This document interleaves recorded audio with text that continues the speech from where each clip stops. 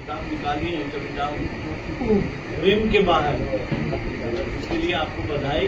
और उन्होंने आपको इसके लिए मदद की है, उनको भी एक बहाने दो नहीं जा सकते। और मेरी शुभकामनाएं उनकी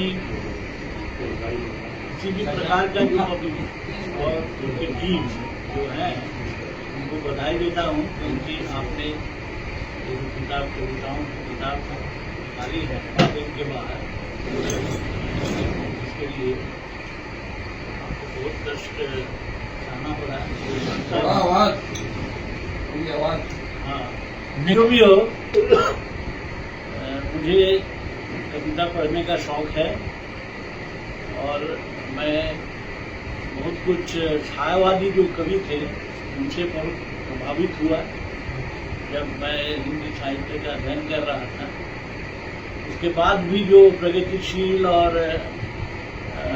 प्रगतिवाद इत्यादि जो कवि आए, अजीत से लेकर शुरू करके शमशेर सिंह, इन लोगों की कविताओं से भी मैं बहुत प्रभावित हुआ। और आज के इस दौर में जिस तरह की कविताएं हो रही है, मैंने जो कुछ सुना है, कलकत्ते में कितने सारे कवि हैं, तो ये उस तरह से प्रासंगिक नहीं हो रहा है। मेरी अपनी सोच है, जिस तरह से निराला, महादेवी वर्मा, सुमित्रा नंदन पंत, दिनकर, मुक्ति बोध, शमशेर सिंह, इन लोगों ने, धूमिल इत्यादियों ने कविताएं लिखी है, हम सबों को वो सारी कविताएं पढ़नी चाहिए, तो वहाँ से हम लोगों को प्रेरणा मिल सकती है। और उस प्रेरणा को लेकर हम आज के संदर्भ में, आज जो कुछ घट रहा है, वो सारी घटनाएं घट रही हैं, उस पर हम सोच विचार करके अपनी दिल की बात लोगों तक पहुंचा सके।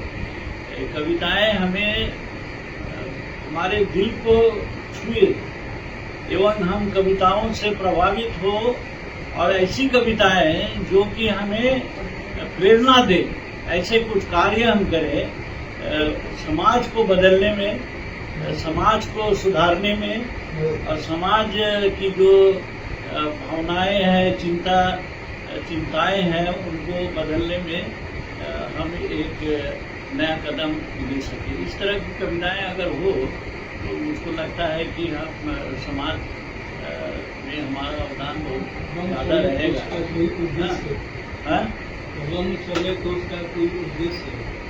तो मेरी भी कुछ कविताएं हैं, और प्रेम के बाहर की रचना जब हो रही थी तो हमारे भाई साहब दुकान छूट की, तो कितने बार तो हमारे पास आए, कभी उन्होंने इसका जिक्र किया नहीं कि प्रेम के बाहर मैं निकाल रहा हूँ, और उसको उन्होंने प्रेम के बाहर ही रखा है, प्रेम के बाहर।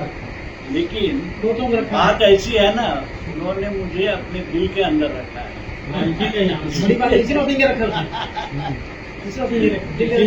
आने वाले दिन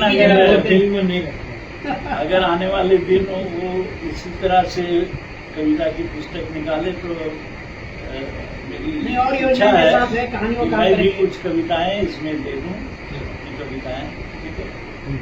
और एक सोच यहाँ है, उसे मैं पढ़ना चाहता हूँ, क्योंकि ये मेरे दिल की बात है। और इसमें लिखा हुआ है, लिखा है क्या, समीक्षा के अंतर्गत ये आ रहा है, जाने कहाँ कहाँ ले जाता है ये जो पेट है, न जाने वो कहाँ कहाँ ले जाता है। श्रम बेचकर जीते हैं जो हमारे इर्द गिर्द इसी शहर में हम देख रहे हैं, अपनी देह को बेच रहे हैं। श्रम बेचकर जीते हैं जो, शायद कोई घर नहीं होता उनका, ये होमलेस हैं, बेघर हैं। शायद कोई घर नहीं होता उनका, नहीं होता कोई देश। ये जो है इनका कोई स्टेट नहीं है, स्टेटलेस बहुत सारे हैं।